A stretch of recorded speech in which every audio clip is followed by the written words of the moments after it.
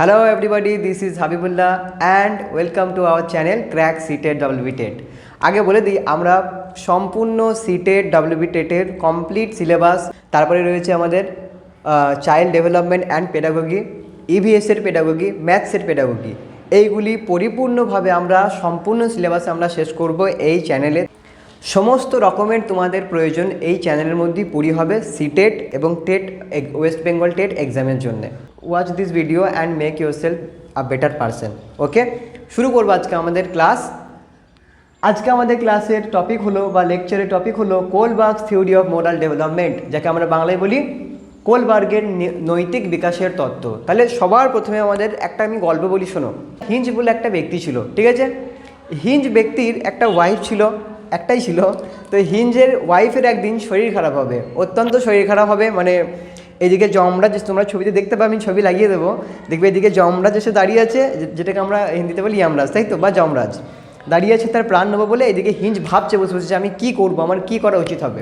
কারণ তার ওয়াইফের হয়েছে অত্যন্ত শরীর খারাপ, বেচারা মৃত্যুশয্যায়, কিছুদিন পর হয়তো মারাও যাবে যদি ওষুধ না পায়। এদিকে হিঞ্জ এমন একটা ব্যক্তি, সে কী করলো, একদিন তার পাশের একটা ওষুধের দোকানে, হিঞ্জ ওষুধের দোকানে গেলেন। দোকানে যাওয়ার পর সে দেখে অনেক কষ্ট করে যেটুকু টাকা জোগাড় করা হয়েছিল হিঞ্জের দ্বারা, ওষুধের দোকানে গিয়ে দেখে ওষুধের দোকানি দামটা অত্যন্ত বাড়িয়ে দিয়েছে। মানে সাপোজ ওষুধের দাম হলো 100 টাকা, তারপরে ওষুধের যে দোকানি, যে কেমিস্ট যিনি ছিলেন, তিনি ওষুধের দামটা 120 টাকা করে দিয়েছে। হিঞ্জ অনেক কষ্ট করে 100 টাকা জমিয়েছিল, বাট তার দোকানদার তাকে আরও 20 টাকা এক্সট্রা দেওয়ার জন্য ফোর্স করেছিল। তো হিঞ্জের কাছে ছিল না ওই পরিমাণ টাকাটা। এবার হিঞ্জের মনে মনে প্রশ্ন আসছে। হিঞ্জ একবার ভাবছে, চলো আমি ওষুধটাকে চুরি করে নিই। একবার সে ভাবছে হ্যাঁ, চুরি করা তো আমার কর্তব্য, কারণ আমি সৎভাবে চললেও যে দোকানদার রয়েছে সে কিন্তু সৎভাবে চলছে না। কেন চলছে না? কারণ সে ওষুধের 20 টাকা দাম এক্সট্রা নিচ্ছে, যেটা ইল্লিগাল। সেই জন্য হিঞ্জ ভাবছে যে হ্যাঁ, একবার হলেও চুরি করা যেতে পারে। আবার একবার হিঞ্জ ভাবছে যে না, চুরি করা তো একটা অপরাধ, তাহলে কি আমি ওষুধটা চুরি করে নিয়ে আমি আমার ওয়াইফকে দিয়ে দিই, আমার ওয়াইফ ওষুধটা খেয়ে বেঁচে যাবে এবং তারপরে আমি জেলে চলে যাব। এটাও একটা হিঞ্জ ভাবছে। আবার হিঞ্জ ভাবছে যে না না না, চুরি করা ঠিক হবে না, ওয়াইফ মারা যাবে। এবার তোমাদের সামনে এটা প্রশ্ন হলো, বলো হিঞ্জের 3টে অপশন রয়েছে। 1 নম্বর অপশন হলো চুরি করে নাও, দিয়ে কাজ মিটিয়ে নাও।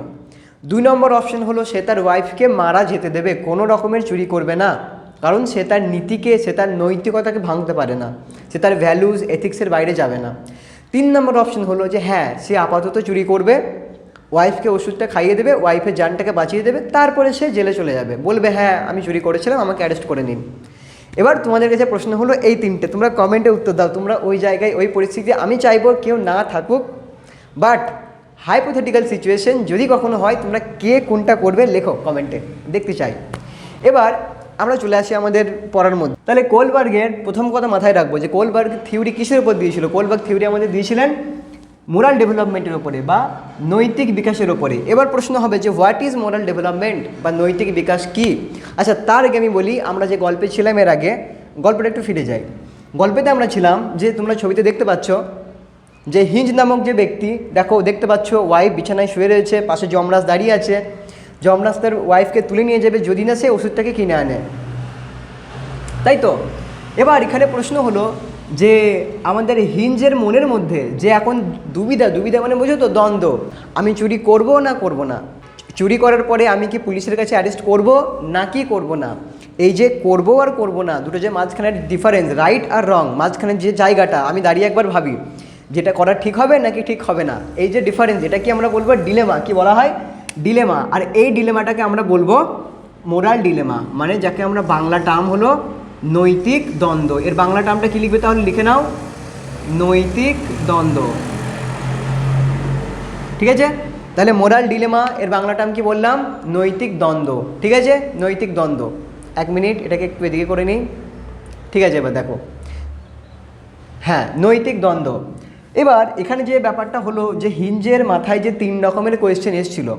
ফার্স্ট কোয়েশ্চেন কী ছিল, যে আমি কি চুরি করব। দ্বিতীয় কোয়েশ্চেন কী ছিল, নাকি ওয়াইফকে মারা যেতে দেবো। তৃতীয় কোয়েশ্চেন কী ছিল, যে চুরি করার পরে স্যারেন্ডার করব। তো এই যে 3টে প্রশ্ন, এই 3টে প্রশ্ন একটা স্কুলে, মানে কোলবার্গ একটা স্কুলের বিভিন্ন ছাত্রদেরকে, মাথায় রাখবে নট ছাত্রী, কোনো মেয়েকে কিন্তু এই সার্ভের অংশগ্রহণ করতে দেওয়াই হয়নি। এক্সপেরিমেন্টগুলি করা হয়েছে মেল স্টুডেন্টের উপরে, ছেলেদের উপরে। তো এখানে যখন আমরা মিনস কোলবার্গ যখন এখানে এক্সপেরিমেন্ট করছিলেন, তখন ছেলেদেরকে যে প্রশ্নগুলি করা হয়েছিল বিভিন্নজন বিভিন্ন রকম উত্তর দিয়েছিল। এখানে তুমি কি আনসার দিচ্ছ, তুমি কোনটা দিচ্ছ, that is not important. What is important here is that the reasoning behind your answer. তুমি যে উত্তরটা দিচ্ছ তার পিছনে তোমার রিজনিং কী, তোমার লজিক কী। তোমার লজিক কি লোকটাকে হার্ম করা? মানে দেখো, তুমি বলতেই পারো যে স্যার আমি ওষুধটাকে আমি চুরি করে নেবো। এবার চুরি করার পিছনে তোমার লজিকটা কী? লোকটার ক্ষতি করবো, ও দাম বাড়িয়ে নিচ্ছে, ওর ক্ষতি করবো, এটা লজিক? নাকি আমার ওয়াইফকে বাঁচাবো, এটা লজিক? বোঝা গেল? তার মানে তোমার উত্তর কোনটা, that is not important. Important হলো যে তোমার উত্তর দেওয়ার পেছনের রিজনিংটা কী, লজিকটা কী, তুমি কী করতে চাও আসলে, এটা হলো ইম্পর্টেন্ট। ঠিক আছে? তাহলে দেখো, যখন কোলবার্গ দাঁড়িয়ে দাঁড়িয়ে ভাবছে যে আমি কোলবার্গ নয়, হিঞ্জ দাঁড়িয়ে দাঁড়িয়ে ভাবছে যে আমি এটা করবো না এটা করব, এই যে মাঝখানের দ্বন্দ্ব, এটাকে আমরা বলি মোরাল ডিলেমা বা নৈতিক দ্বন্দ্ব। একটা টার্ম ক্লিয়ার হলো। আচ্ছা, যখন এবার কোলবার্গ যখন ডিসিশন নিচ্ছে, বা তুমি ধরো কোনো দুবিধায় পড়ে আছো, তুমি যখন, আমি একদিন একটা প্রশ্ন ধরেছিলাম যে ইউপিএসসির ইন্টারভিউয়ে এথিক্সে একটা কোয়েশ্চেন জিজ্ঞেস করা হয়েছিল, যে প্রশ্নটা কেমন ছিল বলেছিলাম আগের দিন, যে একটা ছেলে 3 বছর 4 বছর 5 বছর কত কষ্ট করে পড়াশোনা করে ইন্টারভিউয়ের জন্য যাচ্ছে, বেচারা যখন ইন্টারভিউ যাচ্ছে দেখতে পাচ্ছে যে একটা লোক রাস্তায় অসুস্থ অবস্থায় পড়ে রয়েছে, বা সে কী করবে, লোকটাকে ফেলে দিয়ে ইন্টারভিউ যাবে নাকি ইন্টারভিউ ক্যান্সেল করে লোকটার সঙ্গে হসপিটাল যাবে? এটাও হলো এক রকমের এই যে ডিলেমা, সে বসে বসে ভাবছে দাঁড়িয়ে দাঁড়িয়ে, এটাকে বলা হয় ডিলেমা। এবার সে যাই করুক না কেন তার পেছনে একটা মানসিকতা কাজ করবে, নৈতিকতা কাজ করবে, তাই তো? নৈতিকতা মানে কি, হোয়াট ইজ, বলছি ওটা, তার আগে এটা বলে নিই। তাহলে নৈতিকতা কাজ করবে। এই যে নৈতিকতা কাজ করার পেছনে তার মাথায় যে রিজনিং, যে যুক্তি তর্ক যাই চলবে, সেটাকে আমরা বলে থাকি মোরাল রিজনিং। কি বললাম তাহলে? Moral reasoning. এর যদি বাংলা লিখে নাও নৈতিক তর্ক বা নৈতিক যুক্তি, যা হোক যেটা লিখবে লিখে নাও, ঠিক আছে? নৈতিক তর্ক বা নৈতিক যুক্তি, ঠিক আছে? এবার মোরাল ডিসিশন কি তাহলে? শিশুর মনে ন্যায় অন্যায়, পরের উপকার অপকার, এই সমস্ত টার্মগুলি চিন্তা ভাবনা করার জন্য আমরা তাদের মনে একটা সক্রিয়তা তৈরি করি। একটা কিসের সক্রিয়তা? নৈতিক অনুভূতির সক্রিয়তা তৈরি করি। এই পদ্ধতিকে আমরা বলি নৈতিক বিকাশ, যাকে ইংরেজিতে বলি moral decision, moral development, not decision, moral development, ঠিক আছে? তাহলে মোরাল ডেভেলপমেন্ট কি দেখলাম? শিশুর মনে সৎ অসৎ, ন্যায় অন্যায়, উপকার অপকার, এই সমস্ত মানসিকতা সক্রিয়তা সৃষ্টি করার জন্য, তাদেরকে জাগিয়ে তোলার জন্য যে শিক্ষা বা যে ডেভেলপমেন্ট, যে বিকাশ, তাকে আমরা বলবো মোরাল ডেভেলপমেন্ট, বা বাংলায় বলবো নৈতিক বিকাশ। বুঝতে পেরেছো এটা? আর বলিয়ে দিলাম নৈতিক রিজনিং কি, নৈতিক তর্ক বা মোরাল রিজনিং কি। মোরাল ডিসিশন নেওয়ার জন্যে, মানে নৈতিক কোনো সিদ্ধান্ত নেওয়ার জন্য আমরা যে রিজনিংকে কাজে লাগাই, যে তর্ক বুদ্ধি চিন্তা আমাদের মাথায় চলে, তাকে আমরা বলবো মোরাল রিজনিং। ঠিক আছে? চলো নেক্সট পোর্শনে যাই আমরা তাহলে। দেখো এবার দেখবো তাহলে stages of moral development given by Kohlberg. তাহলে কোলবার্গ আমাদেরকে 6টি স্টেজ দিয়েছেন। কিসের? 6টি স্টেজ দিয়েছেন এবং 3টি লেভেল দিয়েছেন। কিসের লেভেল দিয়েছেন? একটা ছেলের মোরাল ডেভেলপমেন্ট। আচ্ছা ঠিক আগে মনে করো পেঁয়াজের কথা। পেঁয়াজ আমাদেরকে কি বলেছিলেন একটা শিশুর কগনিটিভ ডেভেলপমেন্ট হওয়ার জন্য আমাদের কতগুলি স্টেজের প্রয়োজন? 4টে, SPCF। মনে করো, দেখো তোমরা, ঠিক এখানেও সেরকম কোলবার্গ বলেছেন একটা শিশুর মধ্যে নৈতিক বিকাশ তৈরি করার জন্য সেরকম ঠিক 3টি লেভেল রয়েছে। কতগুলি লেভেল রয়েছে? 3টি। আর কতগুলি স্টেজ রয়েছে? 6টি। ক্লিয়ার? কনফিউশনের মধ্যে আসবে না, একদম পরিষ্কার। 3টি লেভেল রয়েছে, 6টি স্টেজ রয়েছে। যদি এর বাংলা টার্ম বলো, লেভেলের বাংলা, স্টেজের বাংলা, আমি বলবো জানার কোনো প্রয়োজন নেই, জেনো না, জানলে বেশি কনফিউশন হবে। যদিও লেভেলকে ইংরেজিতে বলি পর্যায়, বাট আমি জানি না, সো এটা কেটে দিলাম। I am not very much sure about this. ঠিক আছে? তাহলে কি বললাম? কোলবার্গের থিওরির 3টে লেভেল রয়েছে এবং প্রতিটা লেভেলে 2টো করে স্টেজ রয়েছে। তাহলে কতগুলি স্টেজ রয়েছে? এটা 1 2 3 4 5 6। তাহলে আবার বলো, রিভাইজ করো আরেকবার, যে কোলবার্গের থিওরির মোরাল ডেভেলপমেন্ট হওয়ার জন্য আমাদের টোটাল 3টি লেভেলের প্রয়োজন।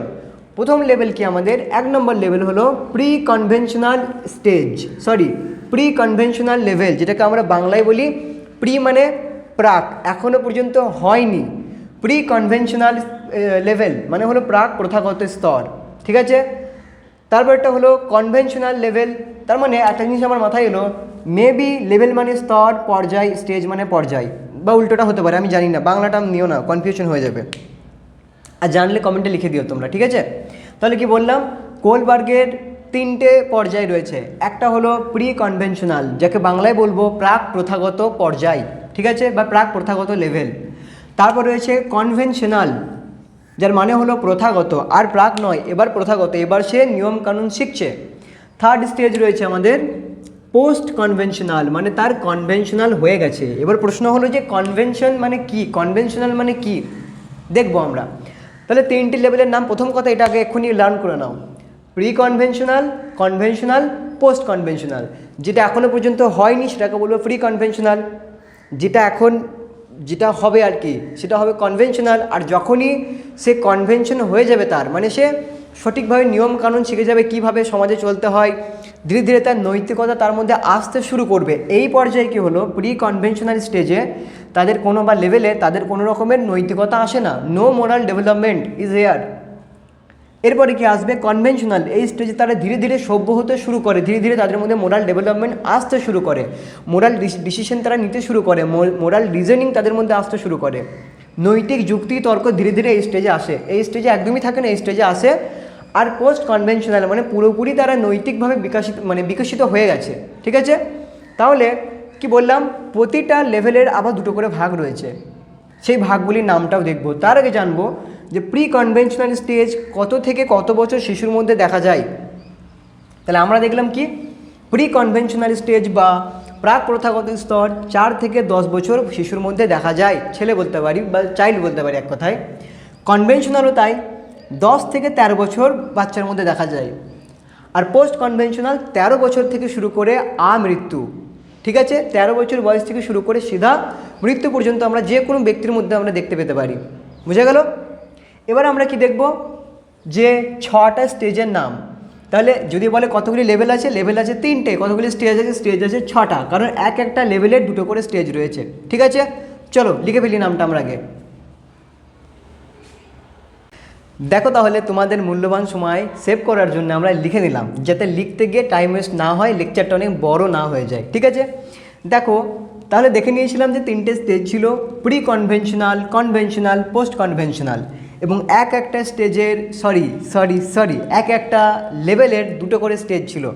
তাহলে প্রি কনভেনশনালে প্রথম যে স্টেজ, সেটা আমাদের, আমি এস লিখে দিই, এস মানে স্টেজ, প্রথম স্টেজ সেটা কী নিয়েছিল, সেটা আমাদের অবিডিয়েন্স অ্যান্ড পানিশমেন্ট।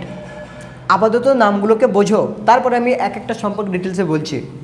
প্রথমটা কি হলো আমাদের অবিডিয়েন্স অ্যান্ড পানিশমেন্ট, মানে বাংলা বলবো শাস্তি, অবিডিয়েন্স মানে কি বাধ্যতা, পানিশমেন্ট মানে হলো শাস্তি এবং বাধ্যতা। দ্বিতীয়টা কি রয়েছে আমাদের, জাস্ট এ মিনিট,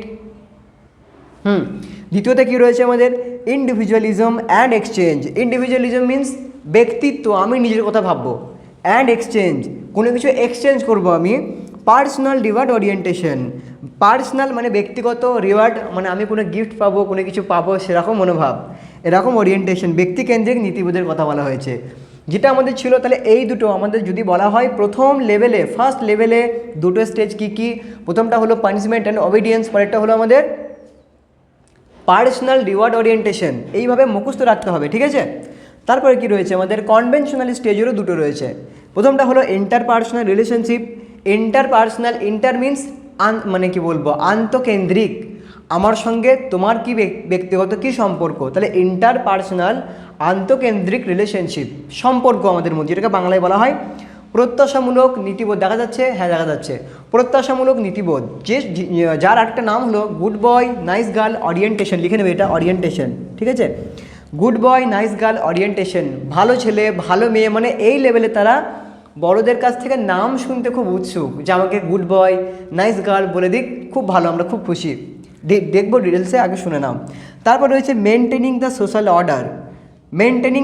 অর্ডার। মানে এই সময়ে বা এই স্টেজে কনভেনশনালের 10 থেকে 13 বছর বয়সের ভিতরে মেনটেনিং দ্য সোশ্যাল অর্ডার, মানে সামাজিক সমস্ত দায়িত্ব তারা পালন করতে চাইবে, সমস্ত লজ অ্যান্ড অর্ডার, সমস্ত নিয়ম রীতিনীতিকে তারা পালন করতে চাইবে। এটাকে বাংলায় বলা হয় সামাজিক, দেখতে পাচ্ছ না, দেখিয়ে দিচ্ছি, এটাকে বলা হবে কি, বলা হবে সামাজিক নিয়ন্ত্রিত নীতিবোধ। দেখতে পাচ্ছ এবার? বেশ, এটাকে কি বলা হবে আমাদের? বলা হবে সামাজিক নিয়ন্ত্রিত নীতিবোধ। ঠিক আছে, দেখো, তো এটাকে বলা হবে সামাজিক নিয়ন্ত্রিত নীতিবোধ। তারপর এটা রয়েছে সোশ্যাল কন্ট্রাক্ট। আবার আমরা চলে এলাম পোস্ট কনভেনশনাল স্টেজে বা উত্তর প্রথাগত স্টেজে। এখানে দেখবো আমরা 13 বছর বয়সের ঊর্ধ্ব মানুষের যে কারোর হতে পারে এটা, মানে এই স্টেজে যে কেউ পৌঁছে যেতে পারে। ঠিক আছে, তাহলে দেখবো প্রথম রয়েছে আমাদের 5th stage, social contract and individual rights. Social contract আমরা কি করি? আমরা যখন কোনো বড় বড় কোচিং সেন্টারের সঙ্গে পড়ানোর জন্য কোনো কী করি? কন্ট্রাক্ট করি, তাই না? কন্ট্রাক্ট মানে কি? একটা চুক্তি। এখানেও ঠিক তাই, সোশ্যাল কন্ট্রাক্ট সামাজিক বিভিন্ন চুক্তি করবে, অ্যান্ড ইন্ডিভিজুয়াল রাইটস, এবং তাদের ব্যক্তিগত অধিকারগুলোকে তারা খুঁজতে থাকবে। এটাকে আমরা বাংলায় বলে থাকি কি? সামাজিক চুক্তি নীতিবোধ। দেখে নাও ভালো করে, কি বলা হয়? সামাজিক চুক্তি নিয়ন্ত্রিত নীতিবোধ। ঠিক আছে, সামাজিক চুক্তি দ্বারা নিয়ন্ত্রিত হবে, বোঝা গেল? সমাজের বিভিন্ন চুক্তি দ্বারা নিয়ন্ত্রিত হবে, বিভিন্ন এগ্রিমেন্ট হবে। আর সবার শেষ, যেটা পৃথিবীতে হয়তো ম্যাক্সিমাম 2%, 1%, 3% মানুষ পৌঁছাতে পারে, যেখানে পৌঁছানো ওয়ান অফ দ্য টাফেস্ট, মানে কি বলবো, কাজ। তাহলে 6 নম্বরে কী রয়েছে? Universal ethical principal. আমি এথিক্স কথাটা তোমাদের সামনে অনেকবার পরিচিত করিয়ে দিচ্ছি তোমাদেরকে। কি রয়েছে? এথিক্স মানে আমরা কি বলেছি? আমাদের বিভিন্ন মূল্যবোধ, আমরা কোন কাজ করলে সমাজের ভালো হবে সেই কাজ, নিজের selfless work, not selfish, selfless love for the world. বুঝা গেল? তাহলে এটাকে বাংলায় কি বলবো? সার্বজনীন নীতিবোধ। আর একবার দেখে নাও লাস্ট, সার্বজনীন নীতিবোধ। ঠিক আছে, সার্বজনীন নীতিবোধ বলতে দেখো একটা কথা মাথায় রাখো, 1 মিনিট দাঁড়াও, এটাকে ঠিক করি। সার্বজনীন নীতিবোধ বলতে আমাদের বিভিন্ন রকমের বিভিন্ন মনীষী বলতে পারি, যেমন মাদার টেরেসা বলতে পারি, APJ আব্দুল কালাম বলতে পারি, তারপরে গৌতম বুদ্ধ বলতে পারি। এই সমস্ত ব্যক্তিরা যারা মানব সমাজের থেকে লোভ লালসা এসব থেকে ওপরে উঠে গিয়েছে, যেগুলো আমাদের মতো নয়, ফোনটা লাগতো, বাইকটা লাগতো, এরকম নয়, এসব থেকে অনেক ওপর লেভেলে যারা উঠে গিয়েছেন তাদেরকে আমরা বলবো ইউনিভার্সাল এথিক্যাল প্রিন্সিপালে চলে আসা। ঠিক আছে, যেমন যদি বলা হয় যে আমাদের গান্ধীজি কোন স্টেজে রয়েছেন, এগুলির মধ্যে চোখ মুজে অপশন দিয়ে টিক মেরে দেবো, ইউনিভার্সাল এথিক্যাল প্রিন্সিপাল। তারপরে আমাদের রয়েছেন নোবেল মাদার টেরেসা। তো মাদার টেরেসা কি? ইউনিভার্সাল এথিক্যাল প্রিন্সিপাল এই স্টেজে। ঠিক আছে, তাহলে সবগুলো স্টেজকে আমরা একবার ভালো করে বুঝি যে কোন স্টেজের মধ্যে কোন বাচ্চার কোন স্টেজে কী কী বৈশিষ্ট্য দেখতে পাই। কারণ তোমরা কি দেখবে পরীক্ষার হলে এরকমই প্রশ্ন থাকবে যে একটা ছেলের এরকম এরকম এরকম ক্যারেক্টার দেখতে পেলাম, তাহলে ছেলেটা এইগুলির মধ্যে কোন স্টেজে, যদি কপাল ভালো হয় বলবে কোন লেভেলে, যদি কপাল খারাপ হয় বলবে কোন স্টেজে দেখা যায়, যদিও কোন স্টেজেই বলে, লেভেল তো মাত্র 3টে ইজি। ঠিক আছে, দেখি তাহলে ডিটেলসে, চলো দেখি তাহলে আমাদের প্রথম স্টেজ। প্রথম তাহলে কি রয়েছে? অবিডিয়েন্স অ্যান্ড পানিশমেন্ট, যাকে আমরা বাংলায় বলি বাধ্যতামূলক এবং শাস্তি। মানে এই স্টেজে আমরা শিশুদের মধ্যে এরকম একটা আচরণ দেখতে পাবো। কি আচরণ দেখতে পাবো? যে কোনো কাজ তারা করবে দুটো কারণে, হয় শাস্তি থেকে বাঁচার জন্যে, নয় কোনো কিছু বাধ্যতা তাদের উপরে ফোর্স করার কারণে। তাহলে কি দেখলাম? এই স্টেজে তারা শাস্তি এবং বাধ্যতা, মানে শাস্তি থেকে বাঁচার জন্য যে কোনো রকমের কাজ করবে। মানে এখানে তাদের মধ্যে কোনো রকমের মোরালিটি, নৈতিক বিকাশ, মানে এটা তো নৈতিক বিকাশেরই কাজ চলছে এখানে, যদিও তাই এখানে মোরালিটি দেখতে পাবো না, মানে কোনো নৈতিক কাজ আমরা তাদের কাছে আশা করতে পারি না এই স্তরে। তারা যা কিছু করবে, সাপোজ তারা একটা মানুষের, একটা বৃদ্ধ ব্যক্তির উপকার করলো, তারা উপকারটা দুটো কারণে করবে, মারধর থেকে বাঁচার কারণে, আর না হলে বাধ্যতামূলক কোনো কারণে তারা করবে। ঠিক আছে, বুঝতে পারলাম তাহলে যে অবিডিয়েন্স অ্যান্ড পানিশমেন্ট কি। তারপর রয়েছে আমাদের individualism and exchange, personal reward orientation. Personal মানে ব্যক্তিগত, রিওয়ার্ড মানে কোনো পুরস্কার। এই বয়স বলতে এই স্টেজ, এটা কত থেকে কত, 4 থেকে 10-এর ভিতরেই হয়। এই স্টেজে ইন্ডিভিজুয়ালিজম, এই স্টেজে তারা সম্পূর্ণ নিজের উপর ফোকাস করবে এবং কোন জিনিসটা ভালো আর কোন জিনিসটা খারাপ তারা এটার উপর বিচার করবে না যে কার উপকার হলো কার ক্ষতি হলো, তারা এটার উপর বিচার করবে যে তারা যেটা চাইছে তারা সেটা পাচ্ছে কি না, মানে তাদের তৃপ্তি মেটানোর জন্য তারা যে কোনো রকমের কাজ করতে পারে এই স্টেজে।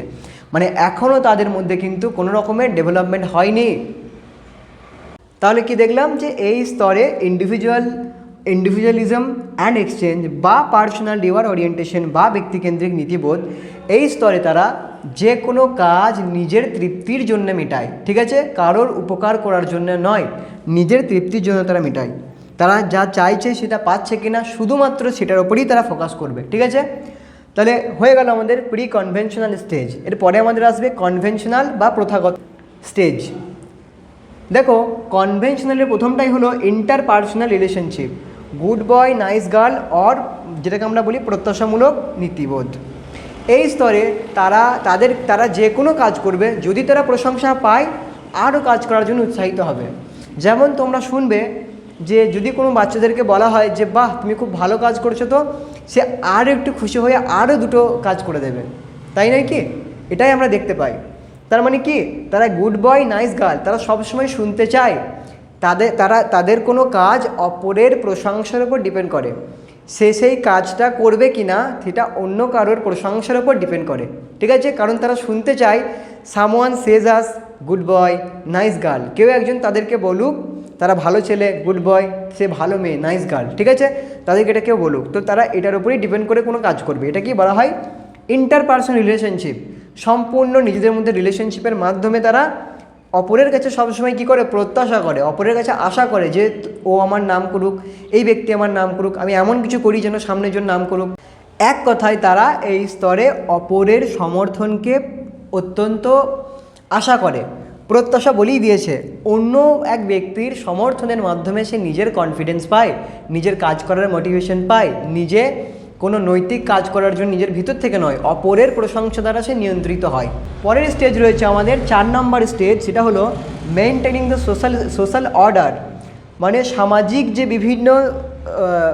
সমাজের বিভিন্ন যে ক্রিয়াকলাপ, বিভিন্ন কাজকর্ম যেগুলি চলছে সেগুলিকে সে মেনটেন করবে। মেনটেন দ্য সোশ্যাল অর্ডার, সমাজের বিভিন্ন নিয়ম, অর্ডার মানে কি, নিয়ম কানুন, ল অ্যান্ড অর্ডার, সমাজের বিভিন্ন নিয়ম কানুনগুলিকে সে কী করবে, মেনটেন করার চেষ্টা করবে।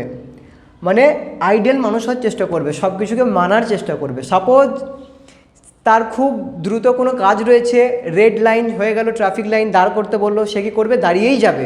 কারণ কি, সে এখন কোন স্টেজে রয়েছে, maintaining the social order, law and order তার কাছে প্রাধান্য। সে যতটাই ইম্পর্টেন্ট কাজ হোক না কেন, সে একটু আইডিয়াল হওয়ার চেষ্টা করবে, ঠিক আছে। এই স্টেজে কোনো নিয়ম ভাঙার সে চেষ্টা করবে না। তাহলে এটাই হলো সামাজিক নিয়ন্ত্রিত নীতিবোধ, মেনটেনিং দ্য সোশ্যাল অর্ডার, সমাজের সমস্ত নীতিবোধকে সে মানার চেষ্টা করবে। চলো, তারপরে রয়েছে আমাদের, চলে এলাম পোস্ট কনভেনশনাল বা উত্তর প্রথাগত স্তরে, যে স্তরটা শুরু হয় আমাদের 13 বছর বয়স থেকে। প্রথম স্তর কি, মানে যেটাকে আমরা বলি 5 নম্বর স্টেজ কি, তাহলে 5 নম্বর স্টেজ হলো social contract and individual rights. তাহলে সোশ্যাল কন্ট্রাক্ট মানে হলো সমাজের বিভিন্ন চুক্তি, অ্যান্ড ইন্ডিভিজুয়াল রাইট, এবং তার সঙ্গে সঙ্গে তার ব্যক্তিগত কিছু রাইটসও আছে, ব্যক্তিগত কিছু অধিকারও আছে, সেগুলিকেও সে মানবে এবং সমাজের বিভিন্ন চুক্তিও সে করবে। দেখি এটা আরও ডিটেলসে কী বলতে চাইছে। তাহলে কি দেখলাম যে সোশ্যাল কন্ট্রাক্ট, সামাজিক চুক্তি, এবং ইন্ডিভিজুয়াল রাইট, ব্যক্তিগত তার অধিকার, এই দুটোর মধ্যে একটা দ্বন্দ্ব চলবে।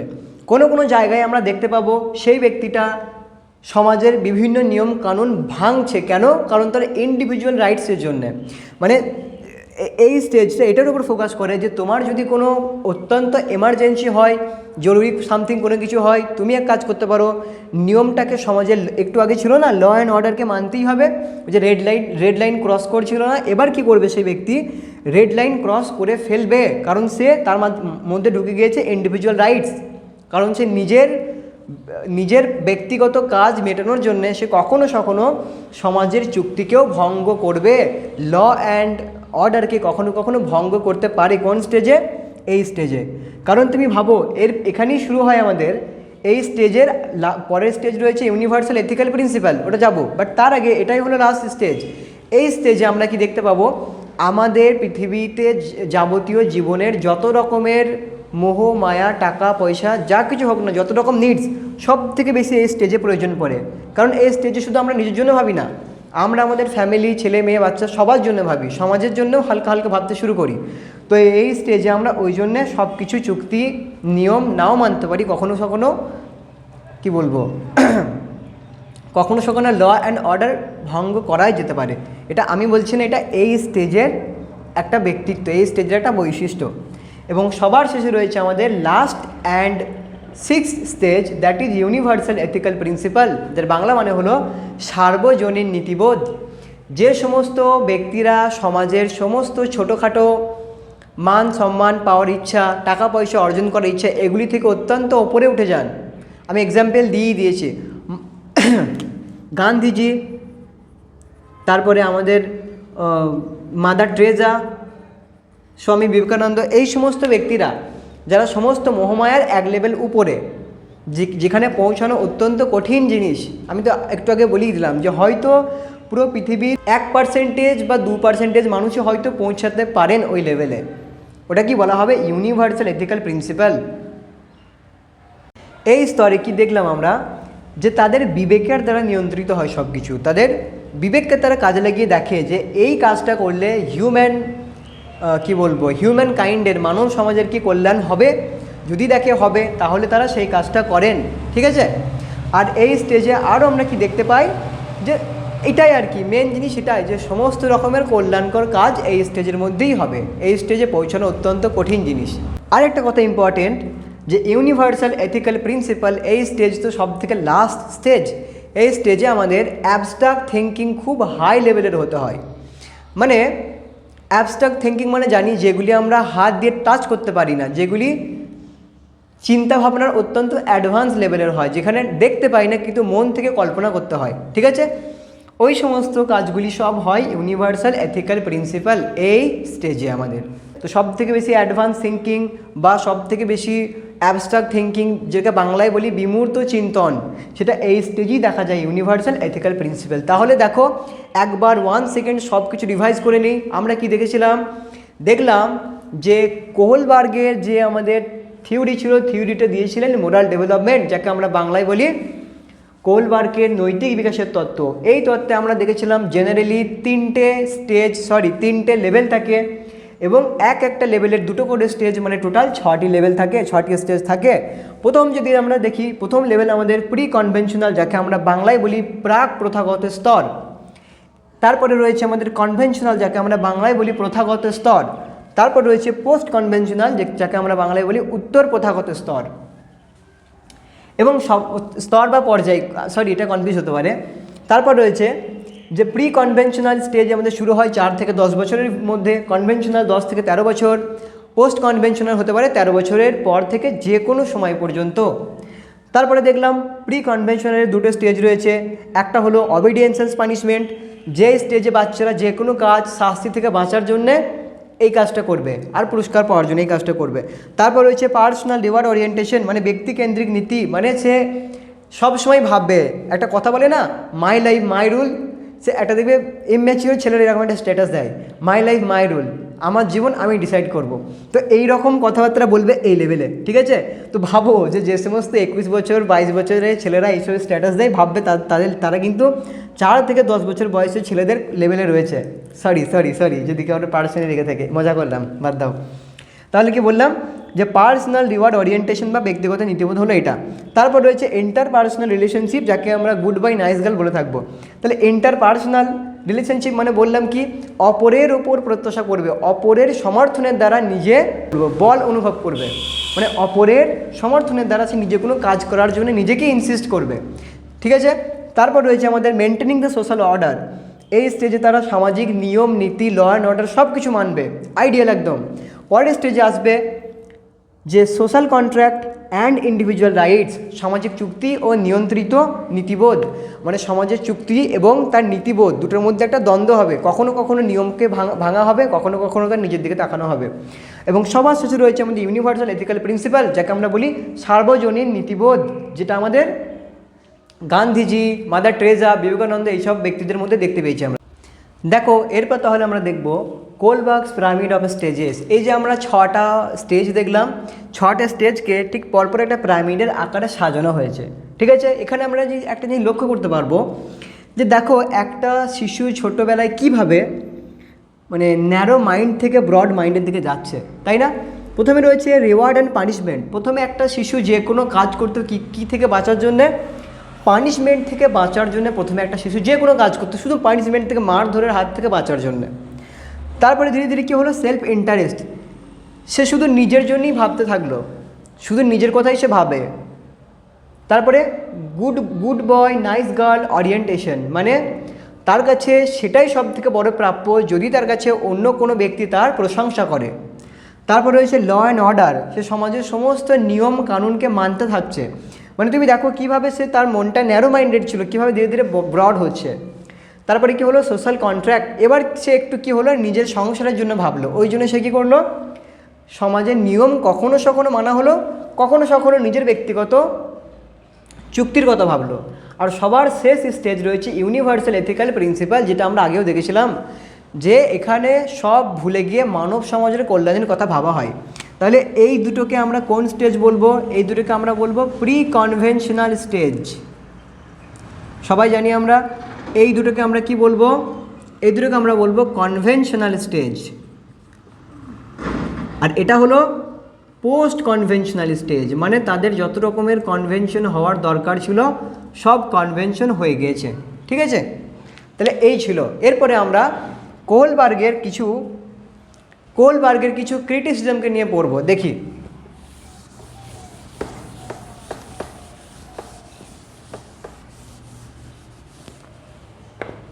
লিখে নিই আমি তাহলে। চলো এবার তাহলে আমরা ক্রিটিসিজমগুলি পড়ে নেব। আমরা দেখব যে কোহলবার্গ যে কোনো একটা থিওরি যখন আমাদের সামনে আসে, যে কোনো থিওরি, কোনো সাইকোলজিস্ট যখন কোনো কিছুর উপর রিসার্চ করে থিওরি দেন তার আগে নিশ্চয়ই কোনো এক্সপেরিমেন্ট করতে হয়, তাই তো? এক্ষেত্রে একটা অ্যালিগেশন কি লাগানো হয়েছে, তারই একটা স্টুডেন্ট, তার নাম কি ছিল, ক্যারাল গিলিগ্যান। তো ক্যারাল গিলিগ্যান আমাদের কোহলবার্গ, যাই হোক, কোহলবার্গেরই একজন স্টুডেন্ট ছিলেন, তিনি একজন ফিমেল মহিলা ছিলেন। এবার তিনি দেখলেন যে যখন কোহলবার্গ এক্সপেরিমেন্ট করছিলেন কিছু শিশুর ওপরে, বাচ্চাদের ওপরে, ওই হিঞ্জের প্রশ্নগুলি করে, তখন তিনি দেখলেন শুধুমাত্র ছেলেদেরকে, মানে মেল স্টুডেন্টদেরকে নিয়ে, ছেলে স্টুডেন্টদেরকে নিয়েই তিনি এক্সপেরিমেন্টটা করলেন, কোনো মহিলাকে তিনি নেননি। তাহলে এখানে একটা প্রবলেম হচ্ছে যে মহিলাদেরকে না নেওয়ার জন্য তার এক্সপেরিমেন্টে কোনো প্রবলেম হতে পারে, তাই তো?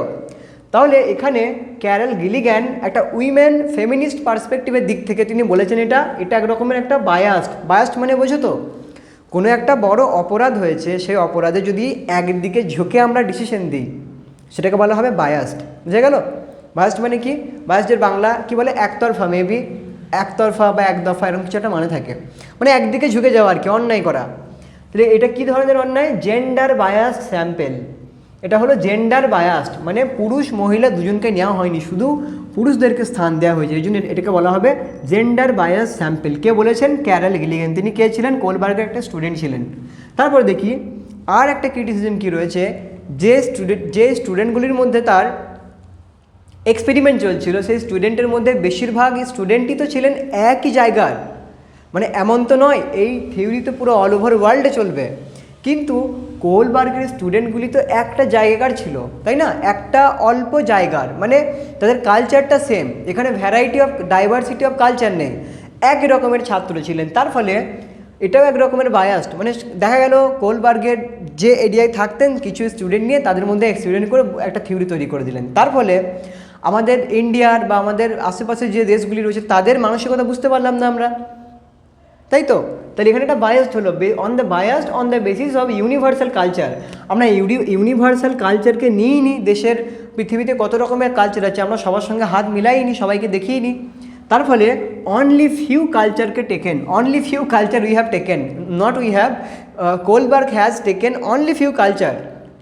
তাহলে অনেকগুলি কালচারকে তিনি বাদ দিয়েছেন, তাহলে এটাও একটা বায়াসড। আর একটা ইম্পর্টেন্ট জিনিস যেটা আমার প্রথমে বলার দরকার ছিল, কোহলবার্গ জিন পিয়াজের কগনিটিভ ডেভেলপমেন্টের সঙ্গে বা কগনিটিভ থিওরির সঙ্গে তিনি একটু ইন্সপায়ার হয়েছিলেন তার কাছ থেকে, তারপরে তিনি এটা করেছিলেন। মানে যদি বলা হয় যে কোহলবার্গ কি ইন্সপায়ার হয়েছিলেন জিন পিয়াজের কাছ থেকে, অবভিয়াসলি হ্যাঁ হয়েছিলেন, এবং কগনিটিভ ডেভেলপমেন্ট থিওরির সঙ্গে তার এই মোরাল ডেভেলপমেন্ট থিওরি বা মোরাল রিজনিংয়ের একটা কানেকশন দেখা গিয়েছিল। ঠিক আছে, তাহলে এই ছিল আমাদের সম্পূর্ণ ক্লাস। আশা করি পরিষ্কারভাবে বুঝতে পেরেছো। যদি বুঝতে না পারো, কোনো ডাউট থাকে কমেন্টে লিখবে, আর আমার হোয়াটসঅ্যাপ নাম্বার তো দেওয়াই রয়েছে, 8597541920 এই নাম্বারে তোমরা হোয়াটসঅ্যাপ করতে পারো। আর যেহেতু অবভিয়াসলি আমরা জানি নতুন চ্যানেল, পপুলারিটি কম, মানুষজন জানি না যেখানে পড়াশোনা চলছে, তো অবভিয়াসলি তোমরা একটু শেয়ার করো। আর একটা কথা বলার রয়েছে, আমরা সিডিপি ইংলিশ, ম্যাথস পেডাগোগি মানে জাস্ট পেডাগোগি, ইভিএসের জাস্ট পেডাগোগি, এই দুটোর কমপ্লিট সিডিপি, কমপ্লিট ইংলিশ, ম্যাথসের শুধু পেডাগোগি পোর্শন, ইংলিশের ইভিএসের শুধু পেডাগোগি পোর্শন, তো এগুলির জন্য আমরা একটা কোচিং শুরু করেছি। অনলাইন মোডই রয়েছে, রেকর্ডেড ক্লাস রয়েছে, আমরা প্রতিদিন লাইভ ক্লাস করি। তো এই নাম্বারে তোমরা হোয়াটসঅ্যাপ করতে পারো, অত্যন্ত মিনিমাল প্রাইস। যদি ইন্টারেস্টেড থাকো তো মেসেজ করে দিও, এই নাম্বারে হোয়াটসঅ্যাপ করে দিও, ঠিক আছে। আর তাছাড়া কোনো রকম কোনো নোটসের জন্য তোমরা আমাদের টেলিগ্রাম চ্যানেল, আমি ডেসক্রিপশনে লিঙ্ক দিয়ে দেবো, নাম হলো ক্র্যাক সিটেট ডব্লিউবিটেট, তোমরা টেলিগ্রামে সার্চ করলেও পেয়ে যাবে এটা, অথবা আমি লিঙ্ক দিয়ে দেবো ডেসক্রিপশনে, তোমরা ওখানে গিয়ে জয়েন হয়ে যাবে, ঠিক আছে। তার সঙ্গে আমাদের হোয়াটসঅ্যাপ গ্রুপও রয়েছে। আজকাল তো তোমরা শুনছো টেলিগ্রামের নাকি বন্ধ হয়ে যাবে, টেলিগ্রাম বন্ধ হয়ে যাবে মিনস টেলিগ্রামের সিইওকে অ্যারেস্ট করা হয়েছে, এটা আমরা শুনেছি, তাই তো। অ্যারেস্ট করার পিছনে কারণ রয়েছে, যাই হোক কারণ রয়েছে কোনো ডেটা না দেওয়ার কারণে। তো মেবি ইন্ডিয়াতেও বন্ধ হয়ে যেতেও পারে, আই থিঙ্ক হবে না, আমি যত যা লাগছে কি হবে না। যাই হোক হোয়াটসঅ্যাপ গ্রুপে তোমরা জয়েন হয়ে, হোয়াটসঅ্যাপ চ্যানেলেও তোমরা জয়েন হয়ে যাবে, ঠিক আছে। Thank you.